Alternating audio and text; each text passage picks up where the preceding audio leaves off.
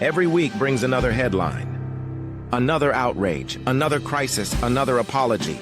But the real story isn't what just happened. It's why the same things keep happening again and again. This show isn't about chasing the news. It's about understanding the patterns shaping our culture, the consequences they leave behind, and how we can stop being pawns in the social political games. Together, Elsa, Kurt, and Clay Novak slow it down, connect the dots, and tell the truth. No spin, no theater, and no apologies. Welcome to the show. Well, hey, stranger, how you been? I'm good. Welcome back. Thank God you're back. Thank you. It's good to be back. It's good to be back. So as usual, I pull a fast one on Clay. Pull a fast one on myself, really. I mean, I don't know what I'm doing from time to time. So 2 weeks ago, when we were together on here, we agreed that we were both going to be away, busy, occupied for the next week's show last week. And I didn't think anything of it until about, 2 days before my flight.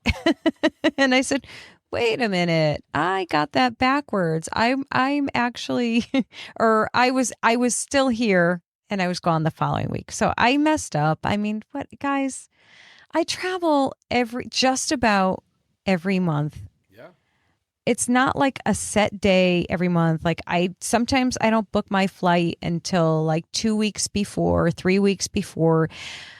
I don't know if I'm coming or going. I mean, I don't know. But Clay, as usual, just, shrugs and rolls with everything. So thank you. I appreciate you.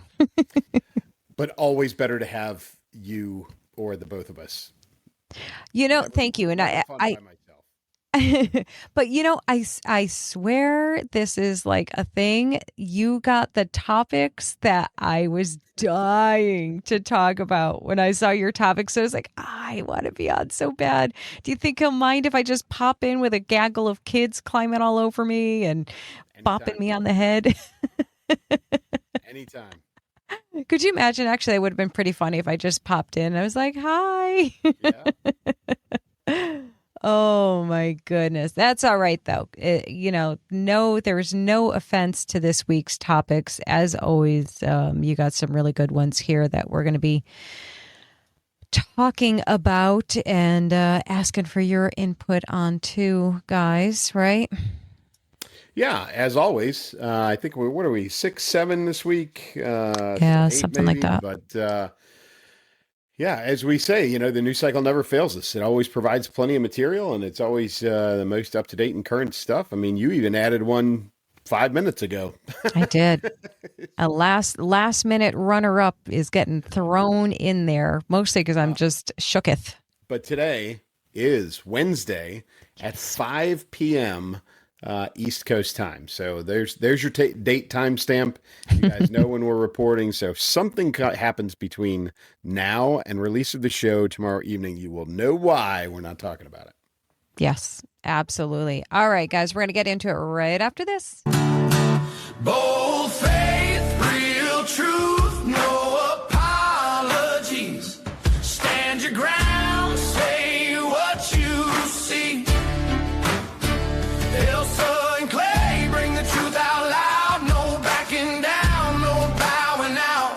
Turn it up, let freedom roll. This is the Elsa Kurt Show. All right, Clay, somewhere between tens of thousands of people pouring across Spain's border, New York trying to dress federal agents, Cuba going dark again, and Washington requesting another mountain of money for Iran.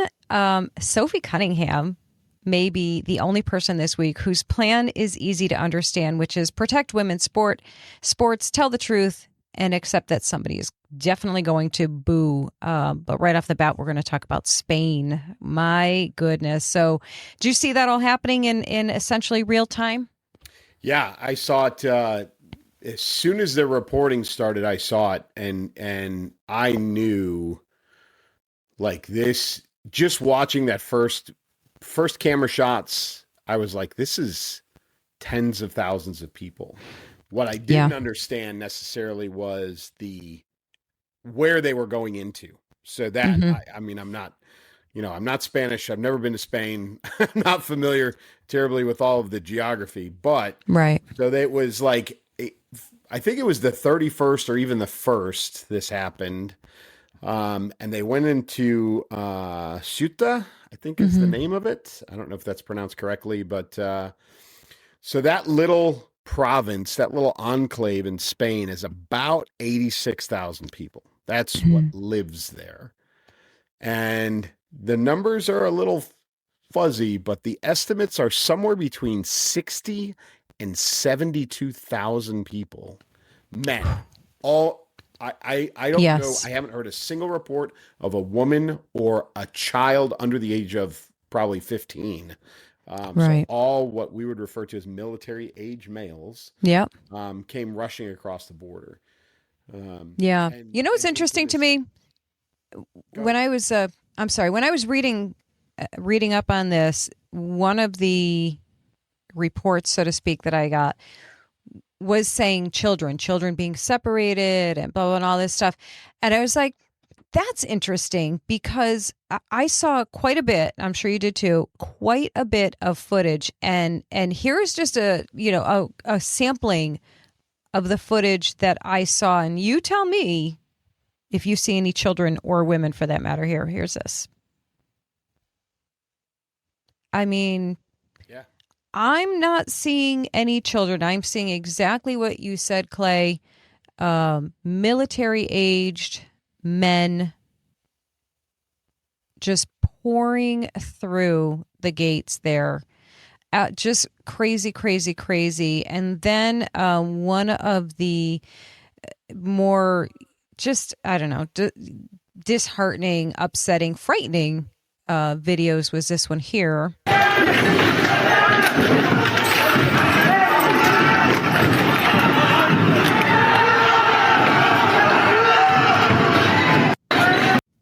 Yeah. So, I mean, this is what's going on.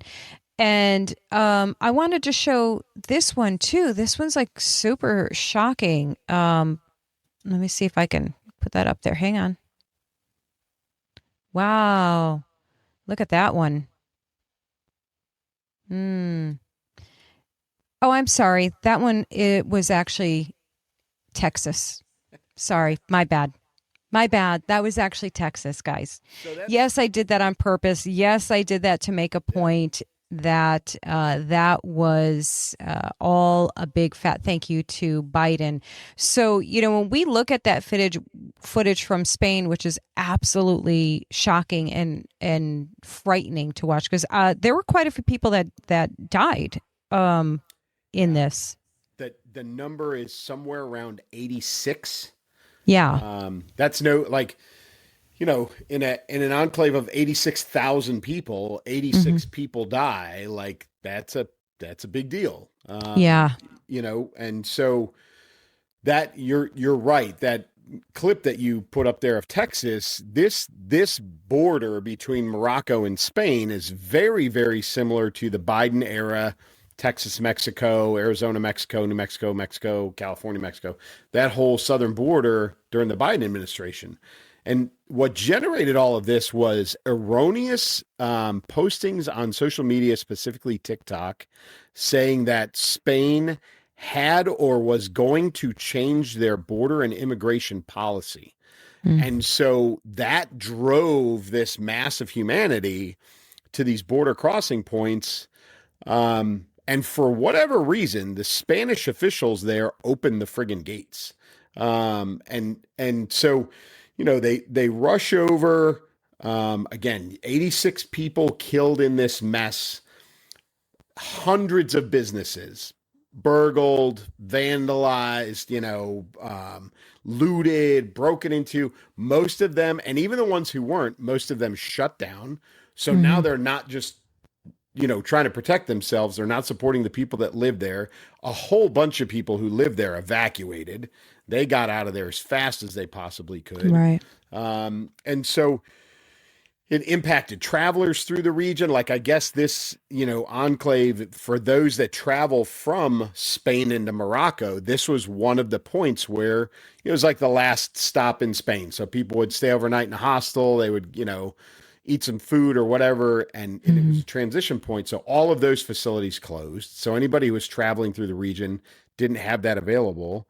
But I guess the driving factor, kind of exacerbated by the social media post, was that youth male unemployment specifically in Morocco, and that is from like 18 to 25 or 18 to 30, is at 37%.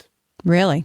So when you've got 37% of that demographic, that age group, males in that age group, which is exactly what we saw in all that film footage you provided, when they have nothing to do and they're unemployed and they're desperate, this is what happens. Right. There are reports. This is impossible. I find it absolutely impossible, and I don't believe it for a second. But there are reports that all of them have been returned to Morocco. Yeah, no way. No way. No way. Absolutely no way. No. And, I saw, and I don't know if you saw this, but apparently Nick Shirley was there doing his investigative, and he and his film crew were, chased and threatened with murder. And this was after they were supposedly all gone, with just a few left in there, and his video footage shows otherwise. So what we're being told and what's happening, not that this is the first time. Nobody should be surprised by that, but the thing that is, well, I guess this isn't surprising either. It's just yet another disheartening fact. I saw a lot of reports of people saying, a lot of posts, I should say, of people saying things like, I talked to my liberal friend, relative, neighbor, whatever, about this, and lo and behold, they knew nothing about it, meaning that the mainstream media isn't showing them this, much like they're not probably showing them the Fauci hearing and all of these things, so don't ever be disillusioned, guys. This is still, no matter, how many times that they've been caught out for doing this stuff and reprimanded for it, and they're getting called out daily for it. They're still doing it. They're still, misleading the masses with their lies and BS. So another case of that is this. And it's so crazy to me that such a major event, such a catastrophic event was going on, and so many people are completely oblivious to it. Isn't that crazy? Beyond just not paying attention, which, I mean, we have plenty of people guilty of that, right? Yeah. Not keeping themselves aware or up to date, or there are people who avoid the news. They do it on purpose. But yes, for those that are, news watchers or trying to stay abreast of things going on globally, to not know about this is appalling. But again, at the same time, not surprising. So, interestingly too, there is a mixed reaction inside the Spanish government, which is baffling to me. Yeah. The president is pointing fingers. Some of their, I don't know if it's parliament, whatever they call it, whatever their lawmaker body is, they're pointing fingers. Some of them are okay with this. Some of them are not. Some of them have the typical like left-wing sympathy. Oh, those poor people. And they're not talking about the Spaniards. They're talking about the Moroccans. Oh, those poor people. They're so desperate and unemployed. We should allow them to come in and all this other stuff. So, these are the kinds of things, folks, that are going to break the EU. Yeah. When you've got this happening to Spain, and then you've got the other European nations looking at this. One, you've got Poland over there going, "We told you so." Yeah. We told you. Poland is all about holding the line, man. Yeah. How about Poland? Yeah. Yeah. But now you've got Italy saying they're going to close their borders completely. Right. There will be no more migrants. And so that's progressing through the EU. And the deal. It's like water. It's like the flow of water. So if they can't go to Poland and they can't go to Italy, like they're going to flood themselves into other places. And if they get into Spain, they're not going to stop at Spain. They're going to go to France. They're going to go to Portugal. They're going to go to those places. And you're going to start seeing fractures in the EU, specifically more fractures, specifically because of individual countries' border and immigration policies changing as rapidly as they are right now. It's mind-blowing that any other country can look at what just happened there. I mean, look what happens in any country, in any region where this happens, to look at that and go, yeah, but it's not going to be like that here. And we got to be nice. We got to let them in because it's the nice thing to do. And, you know, if we're nothing else, we're nice and we care about migrants. You know, it's so crazy. And to your point with that, like both realities are true. Like desperation doesn't create unlimited right to enter another country, and enforcing a border doesn't erase the humanity of those attempting to cross it. Like it's that little crazy little word called balance. Like there is a balance, and there's a reason for a door and a gate. It's so that people can go through them in the proper channels. Like we need to stop, or they, not we, they need to stop pretending that a door is like a cruel thing to have, because you got one in your house. You have one. You don't just let people barge in, strangers, random people barge through your front door.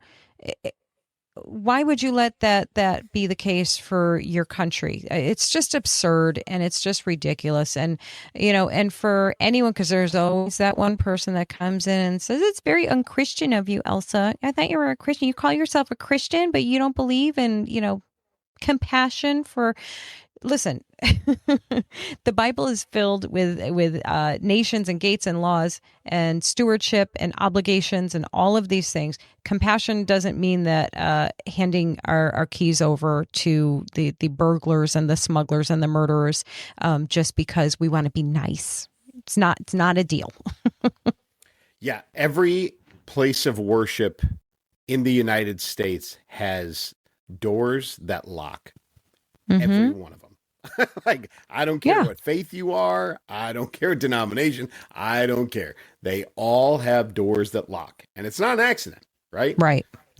So, yeah, I love it when people throw that at you, because they always do. It happens every single time. Every single time. And listen, I've done it before, and I have shared Charlie Kirk's amazing, just beyond masterclass in correction for somebody who, you know, made a similar accusation that, like, well, you know, or he wanted to separate church and government and all of that stuff. And he just went down this entire long list of citing Bible passages and chapters and verses and everything that completely confirm that, yes, we definitely should have borders. Yes, as a Christian, you are responsible and respectful to the laws and governing bodies of your place of residence. Like it is in the Bible, it's there. And if you're going to say that it's not, you're just telling me that you're not reading your Bible and you're just cherry picking things, you know? So,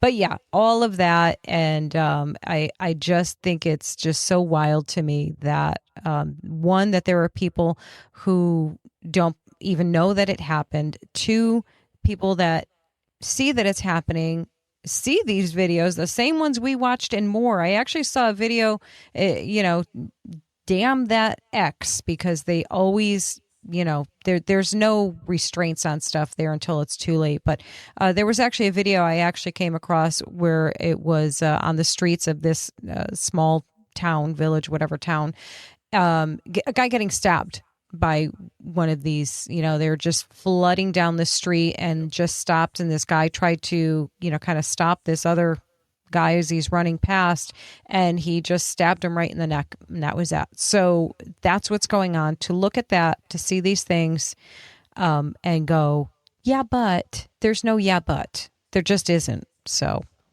pull it together, people.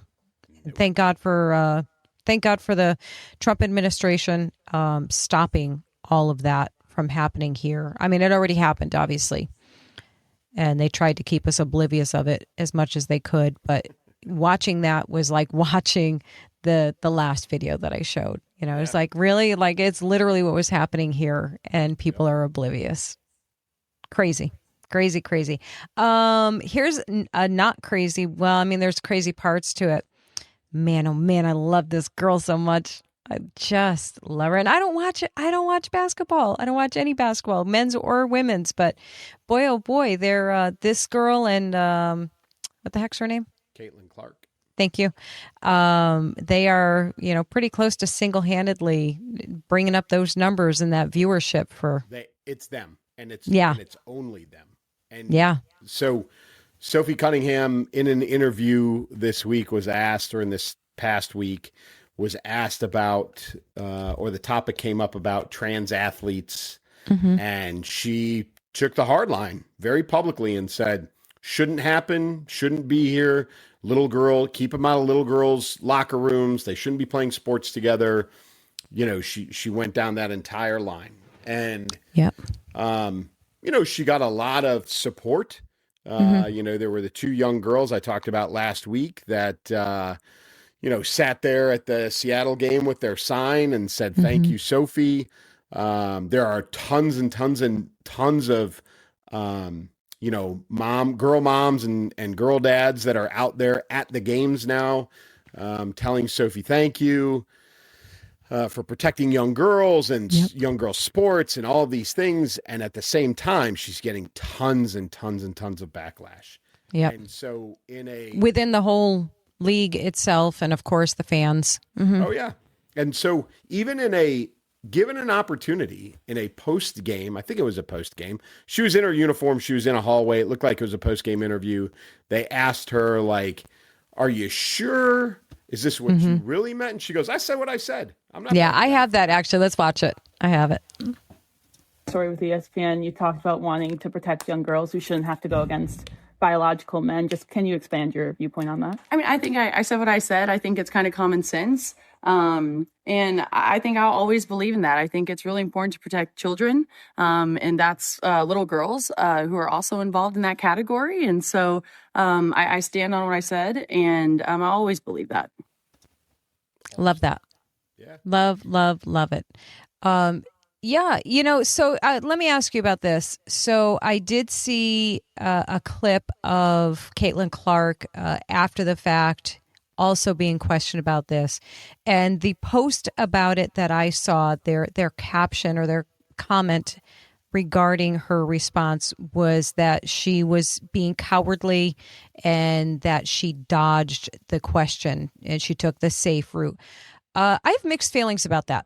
I want to know what you think of Caitlin Clark kind of playing the middle on that. I have no problem with athletes staying apolitical and not putting their personal politics out there. I have no problem with that. I actually prefer that. I don't care what your politics are as a professional athlete because so many of them are insulated. So many of them truthfully are uneducated. They're ill-informed. They're all of those things. And unfortunately they also have very big platforms. So if they choose not to, that was always the knock on Michael Jordan. Everybody always said that Michael, who was the most, popular athlete in the world since Muhammad Ali, he had an obligation to take on causes, which he never did. And he always said, hey, white kids wear my shoes too. Right. And that was always his thing. And then you've got the guys like Charles Barkley, who's like, I'm not a role model. I'm a basketball player. So I don't have any problem with Caitlin Clark staying out of politics. Good for her. If that's what she chooses to do. Now, I know people are, like you said, calling her cowardly and that she has an obligation and she doesn't. No, if somebody says she has an obligation to be political, to take a stand, to take a stance aside, whatever, they're investing way too much into another person's opinion. And so I think it's garbage. The problem is that in the league, there are 4 coaches, including Sophie Cunningham and Caitlin Clark's coach, who, when asked what her opinion is on this topic, she said, well, I'm not educated enough in the science of all this to really have an opinion. And it's like, you're a woman. This is about women's sports. Right. You have the knowledge. It's kind of Right. biology for you. So she avoided it. Now there's been I think 3 other coaches that have made statements. There's even one who wore a t-shirt that said, something about Trans kids, something or other. like that. Trans kids matter Right? or And something. I don't She know. wore that shirt on the bench when her team played Indiana Right. with Sophie Cunningham and Caitlin Clark. Which is insane to me, by the way. Right. Insane And to me. One, the league should have fined her, Yes. truthfully. But it's Right. an activist league. It's not a sports league. It is they've way gone from being a sports league. One, it's got the worst officiating of any professional It's sports terrible. league going right Terrible. now. And 2, it is not a professional league. It's an activist league. And here's how I know this to be true. Most people don't know, or at least a good portion of people don't know, Sophie Cunningham has admittedly come out and said she's bisexual or at times in her life asexual. Like she doesn't care. Right? Right. But because of this stance against trans kids, trans athletes, she has been called anti-LGBTQ. She is the B, right? Right. But also been called a racist because they're claiming the stance or the statement is that the WNBA has been built by Black lesbian athletes. Oh, geez. So if Okay. you don't support Black lesbian, or if you don't support the LGBTQ rainbow, then you are clearly a villain. And so that right there tells me that it has nothing to do with sports anymore. Nothing to do with athletics, nothing to do with ability. It is all about your politics and your activism. And that right there is why the WNBA is going to die. Yeah. Yeah. Yeah. And I think they have, we can liken it a bit to, of course, the NFL and go back to the Colin Kaepernick days where, all of that nonsense. And for many people, including myself, it ruined the love of football. Professional football for me, for us. And I've talked about many times, it was a big thing for us. This was our Sunday, the jerseys, the food, all of the things. And once they started allowing that, I was done with it. I was disgusted enough to truly be done with it. And I haven't gone back. And that makes me sad because I did enjoy it, but they ruined it for me. Listen, if y'all, whoever's watching, like, oh, you're a big baby, toughen up, watch it. If you like it, shouldn't matter. It does matter. I love this country. When you disrespect it by the kneeling and all of that crap, and your league does nothing about it, and you disrespect, or you're allowed to openly disrespect law enforcement, Colin with his pig socks, all of these things, you are telling me very clearly that you do not want my business, my money, my support, any of those things, and that's fine. If we can part ways. I'm not asking anybody else to follow suit. You do what you want to do, but for me, it's a hard no. My point being, now you come to a fledgling league that is already struggling to just have relevance. And you have these 2 players that are putting a massive spotlight on the sport and encouraging and empowering these young girls to follow in their footsteps. And you are going to let activism and ideology and BS destroy something that has the potential for incredible positive impact. And it's so sad. It's so predictable. It's so ridiculous. It really is. And to have this ridiculous line of being pro-girl is being anti-trans is crap. It's garbage. You can care, right? Yeah. Did you see Clay Travis, what Clay Travis has done? I did not. So Clay Travis, Bleacher Report, I think. So first of all, there's been the pendulum is swinging because there's been a bunch of people that have come out in support of what Sophie Cunningham said. One of them, Brian Urlacher, former Chicago Bear, Hall of Famer, has said she's right. It's common sense. The number 1 female tennis player in the world in a press conference said the same thing. Shouldn't be any trans athletes, right? And then, of course, you've got Clay Travis, who has done 2 things. One, The guy's a bajillionaire. He's got a lot of money. He has said that he wants to buy a WNBA franchise, an expansion franchise, and he is going to field it with nothing but trans athletes. There you go. Nothing but. There you go. And the coaching staff, all the players, all of that. And what he knows will happen is they're going to destroy the league. They're Right. going to beat everybody. Right. So that's one thing. And he's dead serious about it. Like, he's thrown it out there, but he is serious. The other thing he has done is he has offered the WNBA $10 million to bring Las Vegas Aces, who won the WNBA championship. I had to look it up because nobody knows. I didn't know. They won the championship last year, offering them $10 million to play a state champion boys high school team of his choosing. Whoa. They won't take him up on that. If the WNBA wins, then the team and the league get the $10 million. Wow. And if they lose and the high school boys win, which is what will happen, he's going to take and distribute the money to charities and some other things. So it's a win-win, truthfully. Right. Absolutely. Actually, it's not. And you know that. The WNBA loses regardless. It's never going to happen. Right. And there has been zero, and he's been super public about this, but there is zero response from the WNBA. Nothing. Because what a surprise. They all know it's a sham. It's all activism. It's all garbage. It's a total joke. And even Sophie Cunningham knows it too. They can't. What I saw yesterday, the collective bargaining agreement between the players and the league, right? The players union and the league is 409 pages, right? Written by lawyers. Okay. Written by lawyers, defines absolutely everything. Regular season, postseason.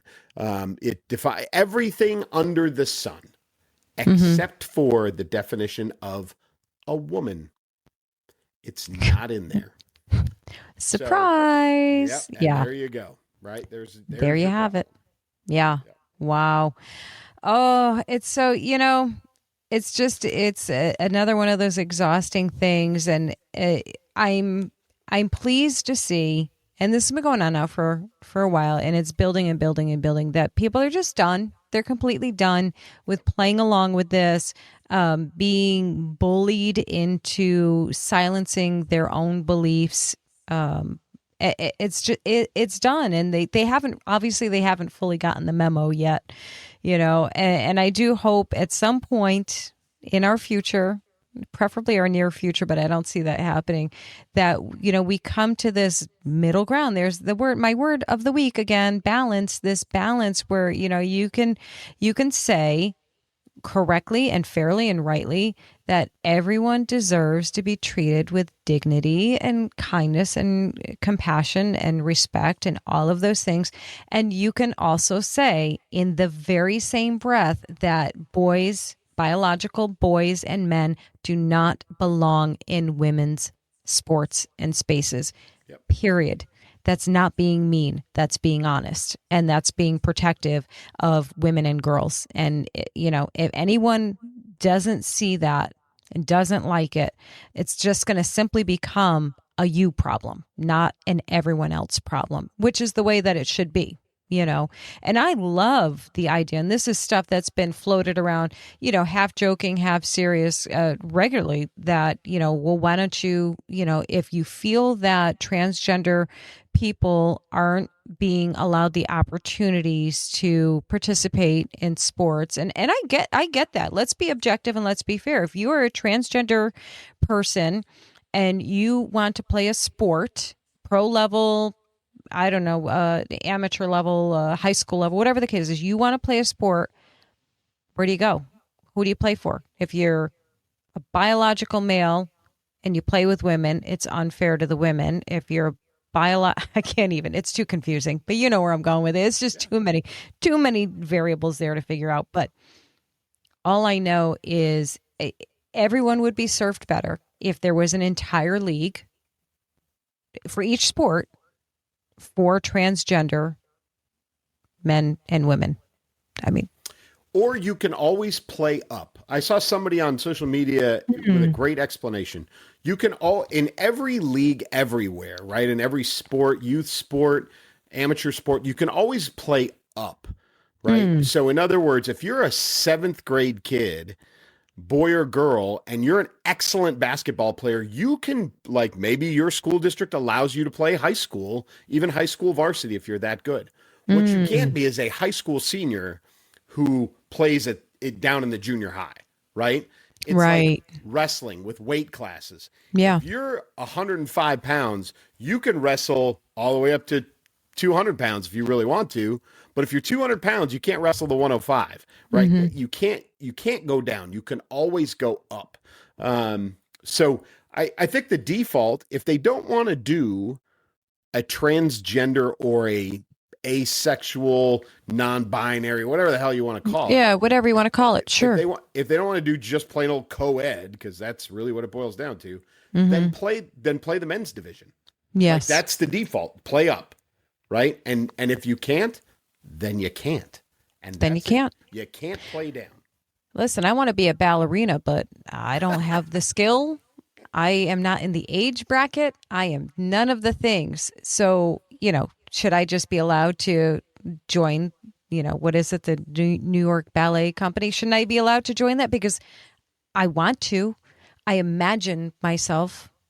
I identify as a ballerina. So shouldn't I get a fair chance?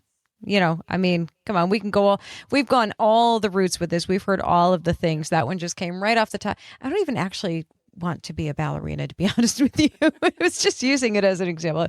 I am graceless when it comes to dance, so not on my list of things, but you get the point. I don't know what to say about it anymore, other than I really, really love Sophie. I don't like to throw the word hero around. I know we're all very free with that word, but it was, or brave, those kind of words. But it was, given the lane that she's in and what kind of impact that can have on her, I applaud her greatly for her bravery and standing up for what she believes in.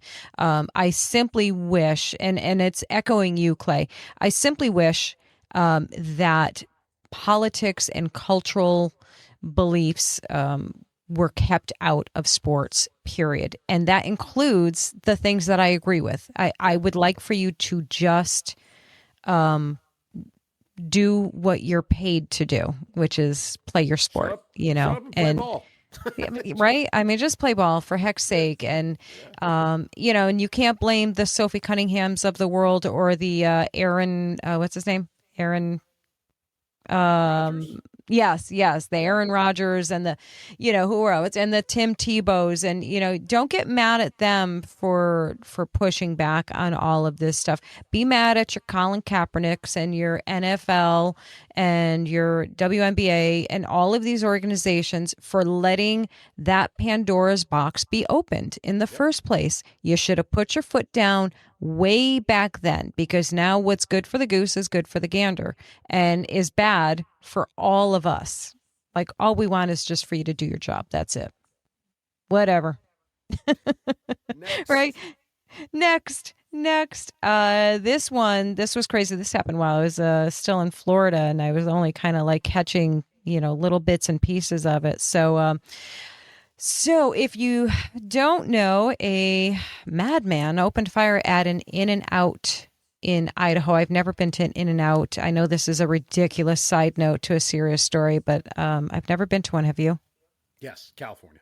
You have? Okay. I've never been. Someday maybe I will. Anyhow, but before the whole national debate over, gun control and all of that stuff gets started up, here's that word again, a hero stepped up and stepped in and did the thing that we need heroes to do. And this is a little peek of that part of it. So this gentleman here, he's been waiting his whole life for this. So he's returning fire. As a video of a gentleman. Do we know his name? Yeah. So that was one of the things that I was going to bring up, and it goes with what you were saying earlier about the media. So the shooter, the guy who opened fire, is a 24-year-old lunatic named Chad Williams. They still don't have a motive for why he did this. But he opened fire at a brand new In-N-Out burger in Idaho.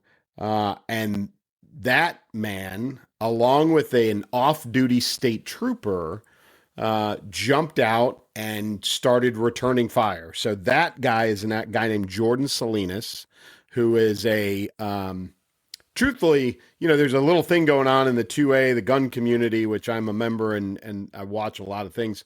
This guy is in the crowd of people that would have been made fun of just a few weeks ago, because he is a guy who, listen, he goes to the range and he trains. And when he trains, he trains with body armor on. He trains, without it. He trains with his rifle. He trains with his pistol. He trains in all kinds of scenarios, and he does it himself. Like, this is not a guy who, necessarily goes to different class, whatever, but he does it. And he films himself, and it's out there on the internet.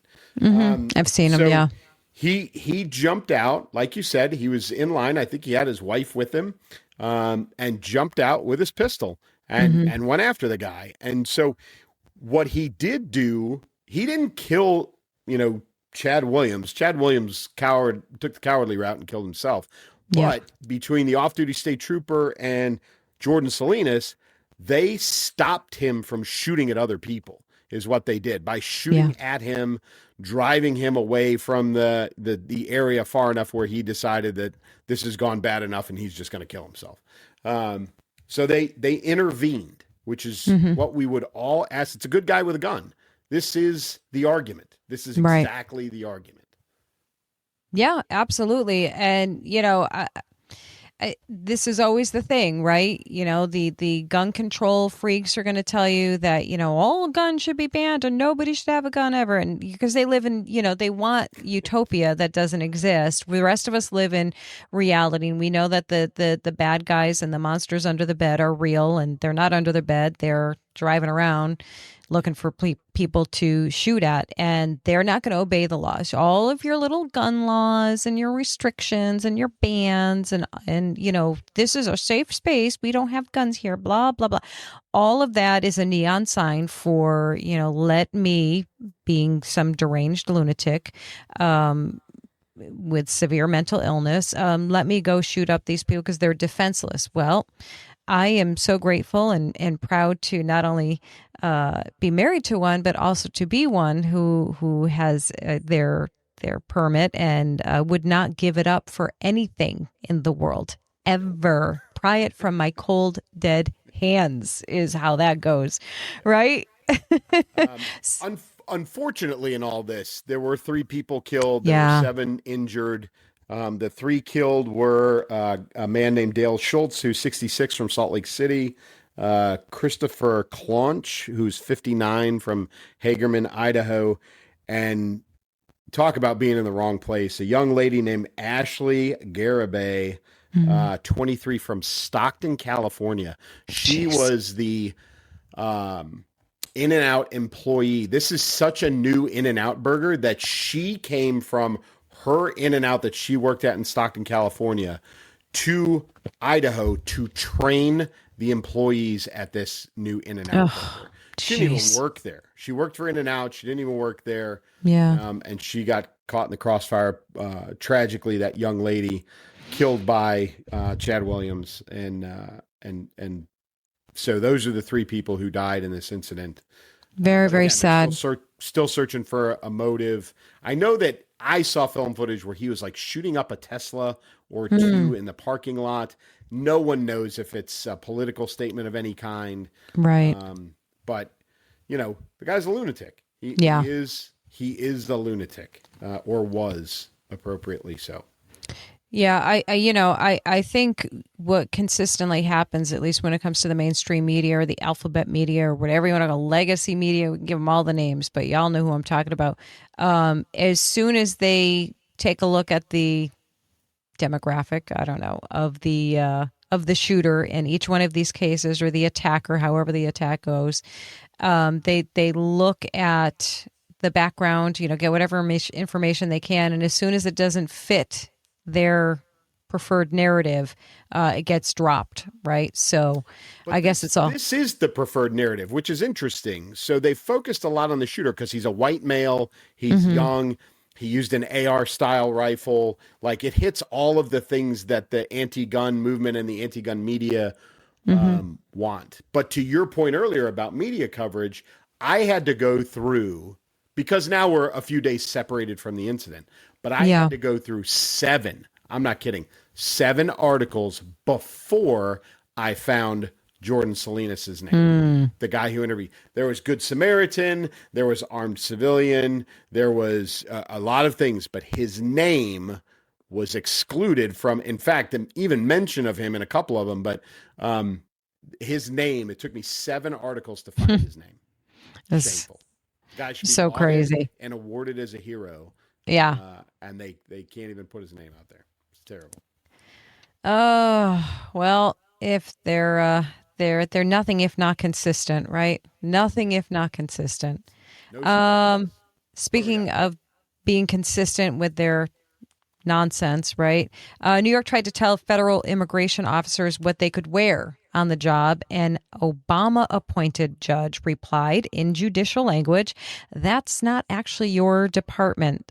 Federal Judge May D'Agostino temporarily blocked portions of a New York law that prohibited federal immigration and other law enforcement officers from wearing masks and required visible identification. She concluded that New York was likely interfering unlawfully with federal operations under the Constitution's Supremacy Clause and intergovernmental immunity principles. She left in place New York's separate prohibition against local governments entering certain cooperative immigration enforcement agreements with ICE. So listen, we already know what I stand on this, and because, right? I mean, listen, because they are consistently being threatened and harassed with being doxxed, and their families literally being threatened with being found and murdered by these people. This is a no-brainer. This is a no-brainer that this has to be allowed. And constitutionally, it's a no-brainer. And thankfully, this judge applied law to what's going on. In other words, how about that? She looked at it and said, like you said, the Supremacy Clause. In other words, states don't tell federal what they can and can't do, right? That's not how it works. But at the same time, the second part of that was she said that ICE, or that local/state law enforcement, are not obligated to comply or to coordinate and support ICE operations. Like, you can't stop ICE from doing work, but you don't have to help them either, because that's the state's decision or local ordinance decision on whether or not they're going to cooperate. And that's okay, right? That's why we have local elections. That's why we have state level elections. If that's what you want to do in your state, those are states' rights. Do I agree with it? No. But that's what the state of New York has decided, and she upheld that. And that's cool. It's fine. That's the way it's supposed to work. Yep. But at the same time, New York doesn't get to tell federal law enforcement how to operate. So right. I think the judge got this 100% right on both sides, whether I agree with it or not. But she definitely hit it the way that it's supposed to be done legally. Yeah. Yeah. Yeah, absolutely. And listen, I'm fair enough to say, if you are a law-abiding citizen, a good person, I have no doubt that it's terrifying. Listen, if I'm out on the street somewhere and a bunch of masked men with, guns and looking big and scary come storming down the street, my instinct is to be scared. I get that. It's a frightening sight. It's an alarming sight. But at the same time, like, listen, I'm sorry that that's a scary experience, but there are scary, bad people out in the world, and it's their job to protect you from it. So just hang tight. You'll be okay. Just get through it. Get out of the way and get through it, and you'll be okay. And yeah, it'll all work out. Just don't be an idiot. How about that? Don't challenge them. Don't do stupid things and stupid, what is it? Don't play stupid games and you won't win stupid prizes, right? How about that? But yeah, that's kind of the extent of where my compassion and understanding goes with that. You know, again, I'm always going to side on the good men and women behind the badges. You know, obviously that excludes the dirtbags that you know, break their oath or don't do the right things. So it should be a given, but I'll say it for the one guy in the comments section who's got to say something stupid. So so this one, oh my gosh, Clay and I were of course just talking about this before we came on air. Because I threw it in. This is the one that Clay let you know that I threw in last minute. If you don't know what I'm talking about, how could you? Because I haven't even told you yet. Talking about celebrity blogger Perez Hilton. Some of you may not know who he is. Some of you will. He was a big, I don't know, a celebrity, I guess, in his own right for what his style and everything. More so probably like in the, I don't know, like early 2000s or so, probably.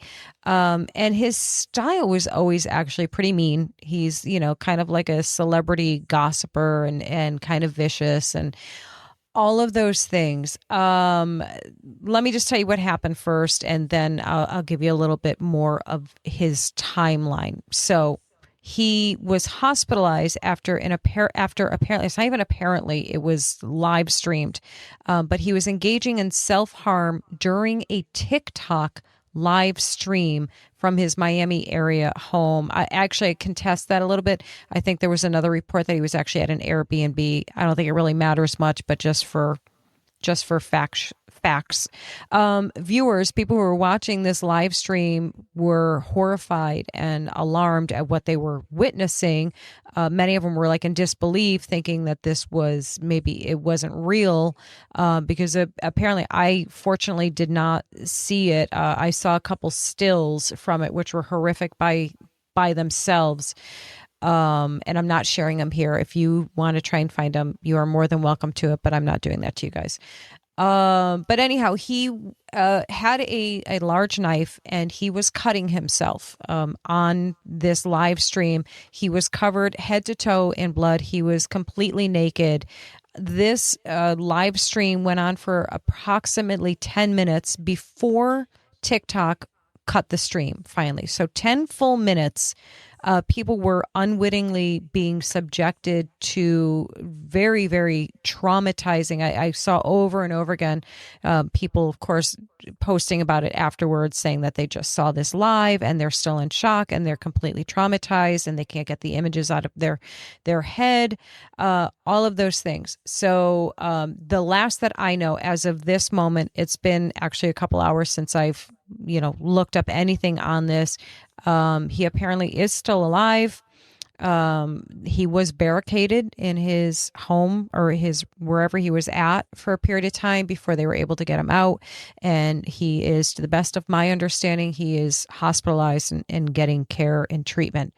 No word as to what happened, like what triggered this, what was going on.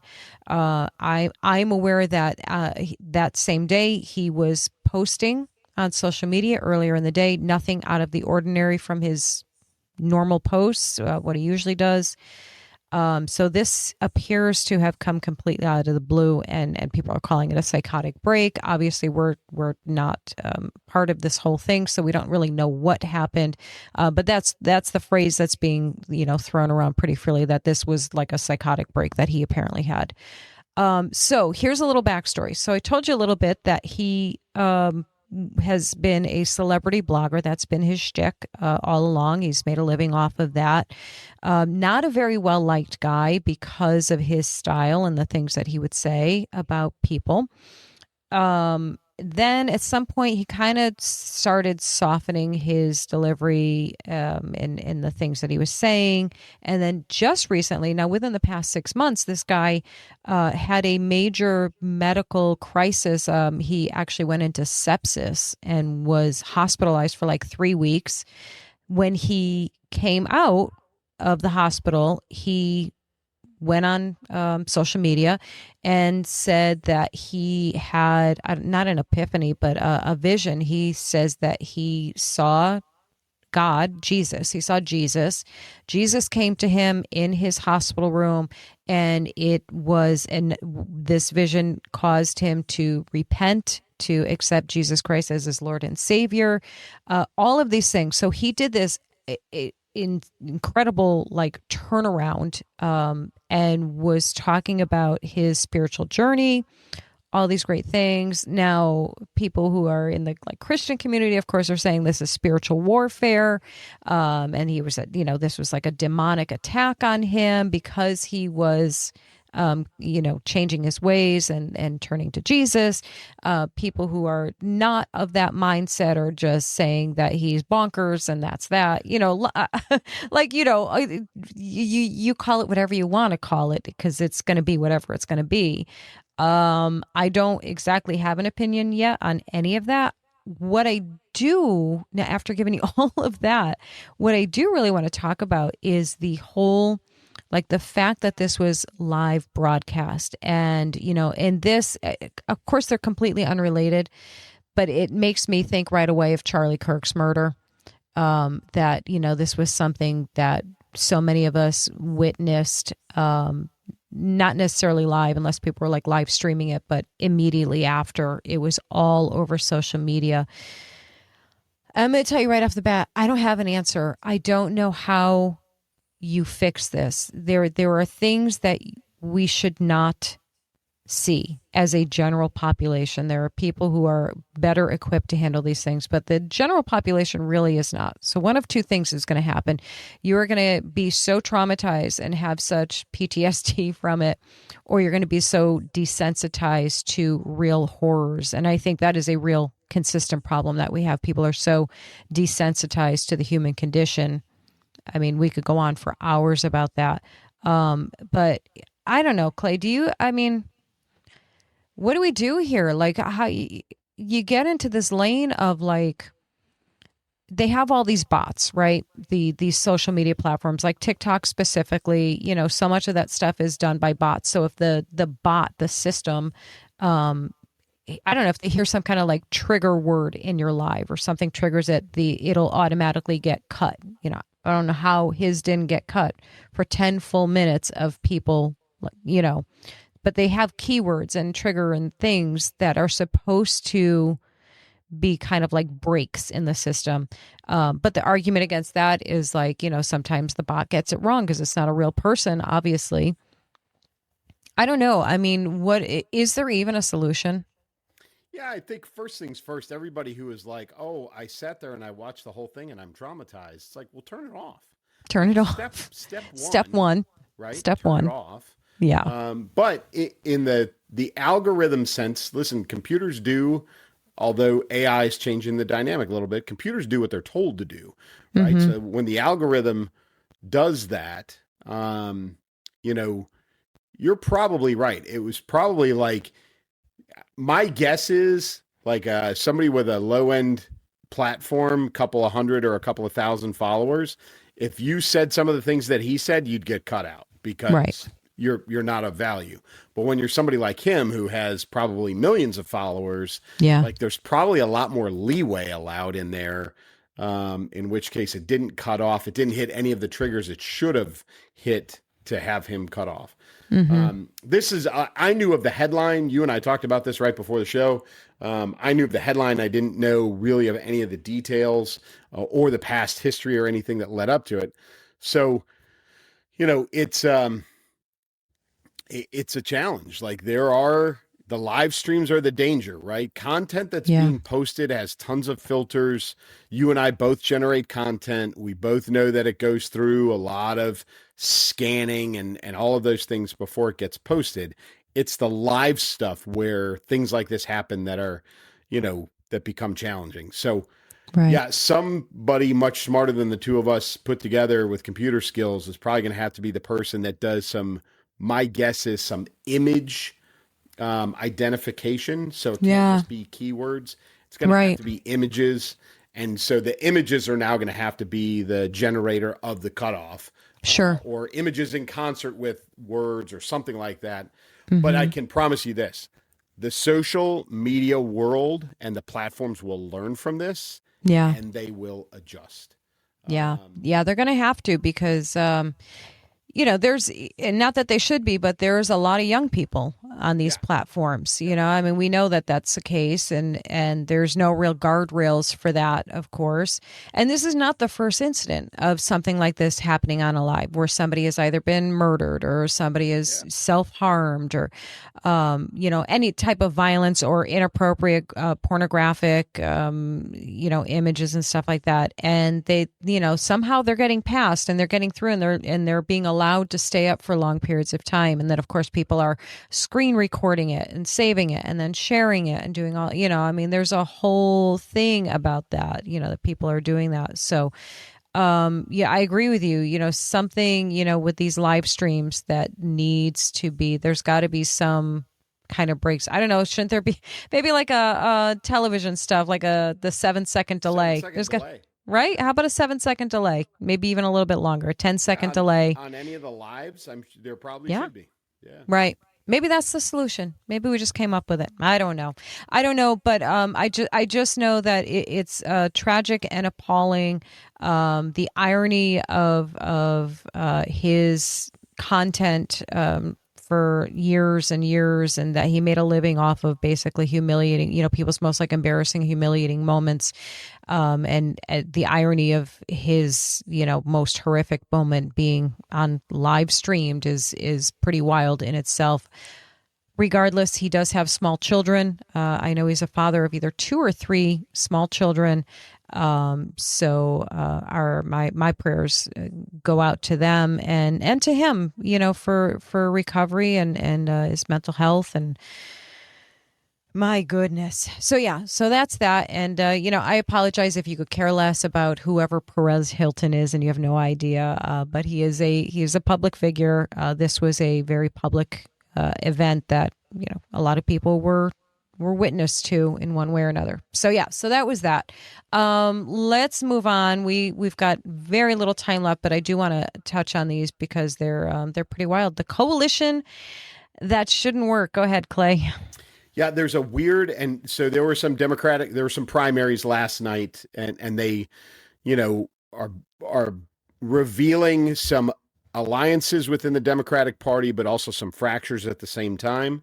So what you've got what is on the rise is not just communist socialist, the DSA, right? The Democratic Socialists of America, but this alliance they have with radical Islamists, right?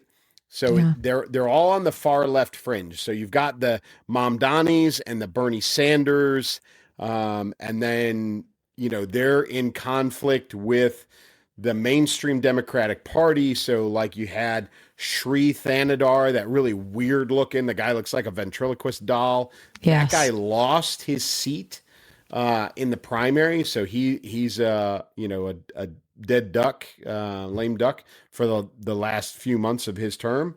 He lost to a socialist. So while he was a minority millionaire, super left liberal, he lost to a socialist in the primary. But then you've also got El Sayed won the primary for the Senate seat against a white female in Michigan who was the incumbent, right? She had the seat. He's the guy. El Sayed is the U.S. Deserved 9/11. Like this guy is a radical Islam. It's a whole video of that whole interaction. Yeah. Right. And then you've got Cori Bush, who was part of the squad, lost yet again to a guy named Bell, who is, this is in Missouri, who is a mainstream Dem. So the Islamist, communist, socialist alliances counter to the straight liberal Dems inside the party. And then you've got the idiot Chuck Schumer, who's like, we're just a big tent party. Like everybody's under the tent. And no, it's not, Chuck. Right? No, this is not it. Dumb old fool. And it just proves that power is what matters, right? Yeah.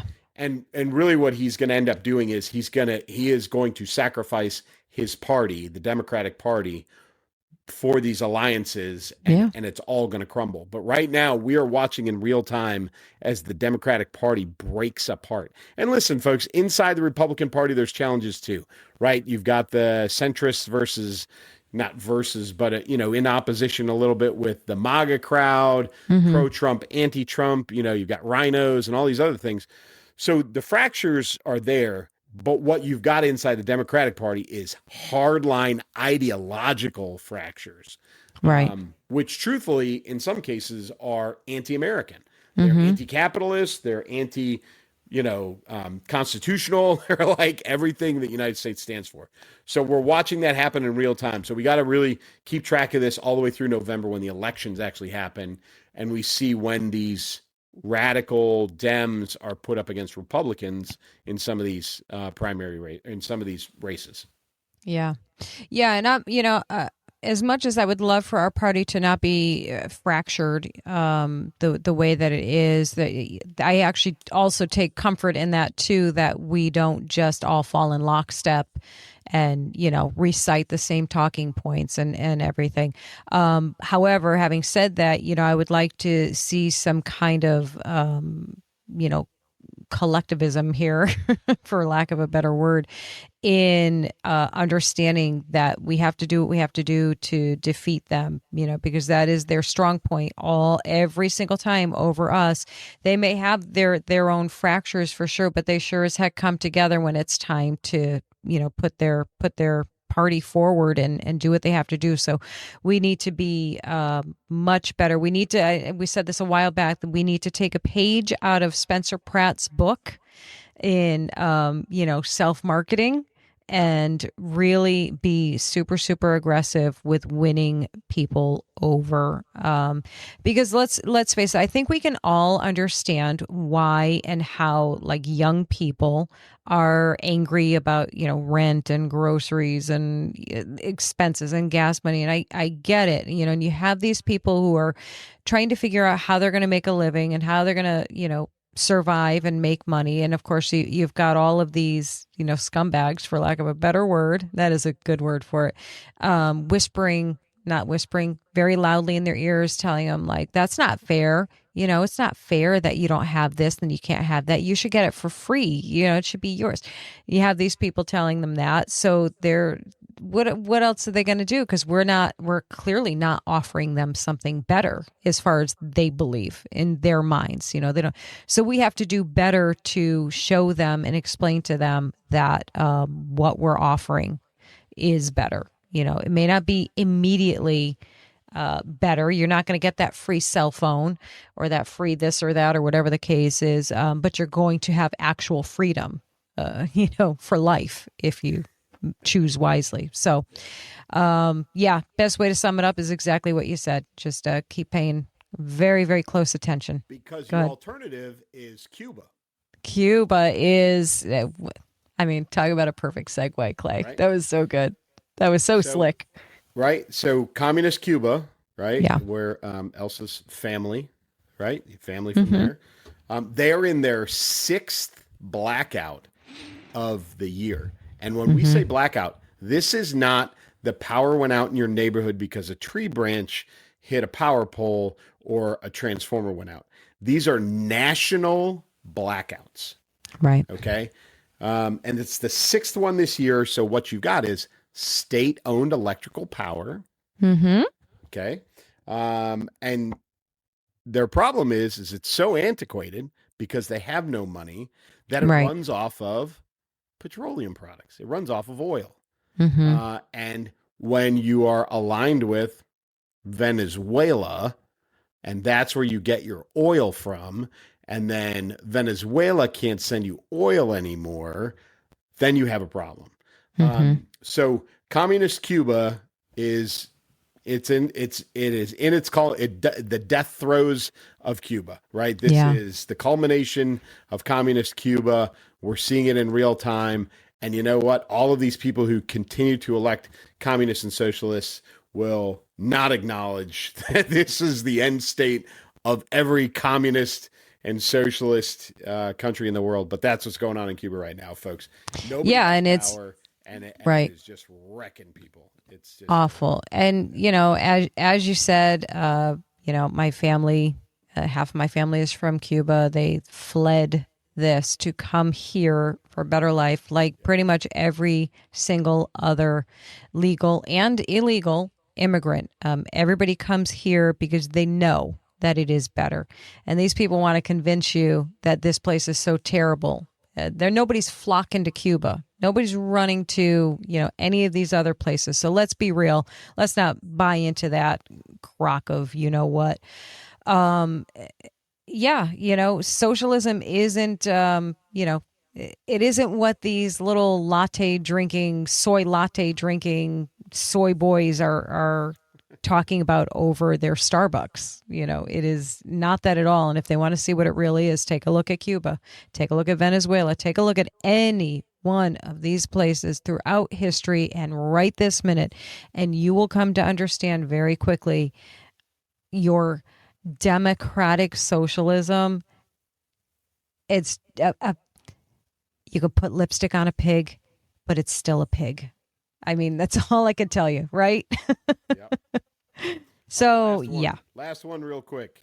Last one. Let's do it. So it's the thing we've been talking about for, I think we're on 3 months now. Maybe I longer, think we maybe are. 4. Yeah. Iran is still going on. Secretary Hegseth just went in front of Congress and said, hey, all this money that we spent on rockets and missiles and bombs and all these other things, we need that money back to replenish, but we need more money. And that's not even part of the $1.5 trillion defense bill that he has requested. So he asked for, I think specifically, he needed a supplemental, which you had up there was 88 billion, but I think 70 billion of that goes to Iran, either current operations or replenishing what's been expended in the operations thus far. So I think we're at a $70 billion tally at the moment for Iran. And Congress's only question is, okay, how does this end? And he can't answer the question. He keeps going back to, well, Iran doesn't have a nuclear weapon and they'll never have a nuclear weapon. Okay, that's great. How do we stop bombing Iran? Right? How do we get them to the table? How do we get them to, all of those things?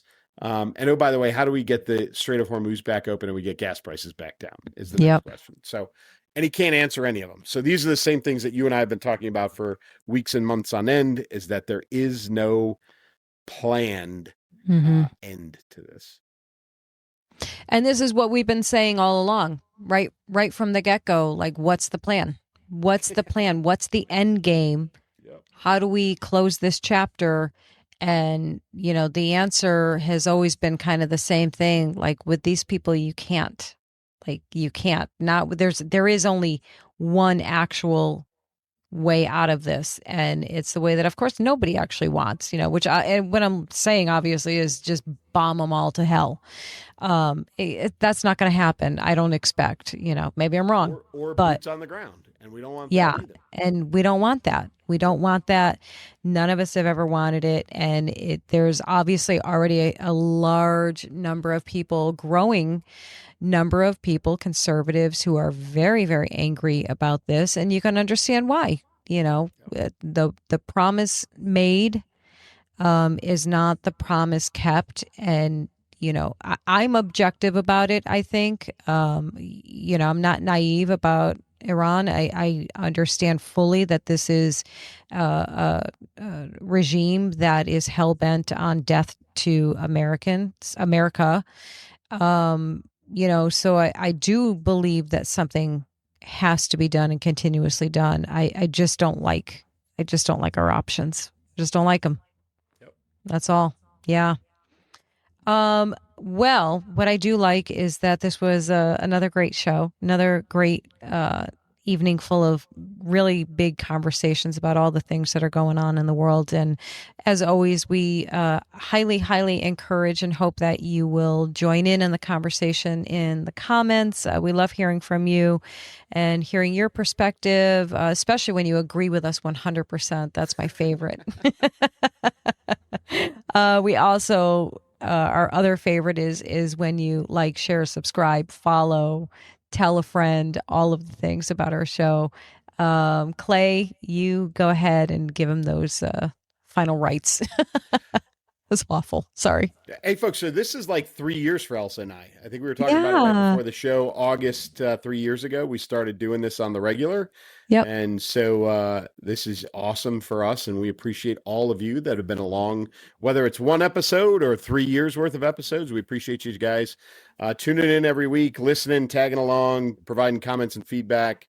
Elsa and I can have these conversations on our own every week, but we prefer to do it with you guys. So that's why we keep doing this, and we will keep doing this until somebody tells us to stop. So that's right. And we probably won't listen if they do. Probably not. So, Nah. As always from me, we will see you next week, and keep moving, keep shooting. Take care, guys. The headlines will change by tomorrow, but the patterns won't. Thanks for spending this time with us. We'll be back to keep asking the harder questions and telling the quieter truths. Until then, stay grounded, be discerning, and we'll see you next time.